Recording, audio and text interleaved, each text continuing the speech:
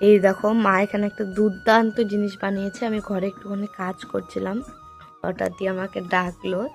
এই দেখো আমি এখানে নিয়ে একটুখানি টেস্টও করছি। বলো এটা কি? এটা হচ্ছে আচার।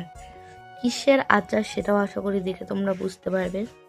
না, কুলের নয়, এটা হচ্ছে তেঁতুলের আচার। মা ফার্স্ট টাইম বাড়িতে তেঁতুলের আচার বানালো। আমি মাকে একটা রেসিপি সেন্ড করেছিলাম, তো এটা মা নিজের মতো করে বানিয়েছে, বাট বিশাল ভালো হয়েছে খেতে। এই দেখো আমি এতটা খেয়েও ফেলেছি, তারপরে মনে পড়লো একটা ভিডিও বানাই। দারুণ হয়েছে, দারুণ। দেখো দেখতেই কি টেম্পটিং লাগছে। আর মা না ওই ডালপালা মানে তেঁতুলের যে স্প্রিং স্প্রিং মতো থাকে ওটাও দিয়ে দিয়েছে। ওগুলো তো খেতে জাস্ট দারুণ লাগছে, দারুণ। এই দেখো কি দারুণ লাগছে দেখতে। মা হচ্ছে আচার স্পেশালিস্ট, এটাও দারুণ হয়েছে।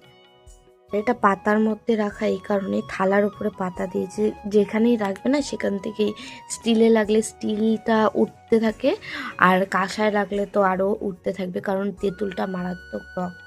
তো সেই কারণে পাতা দিয়ে তারপরে থালায় রেখেছে।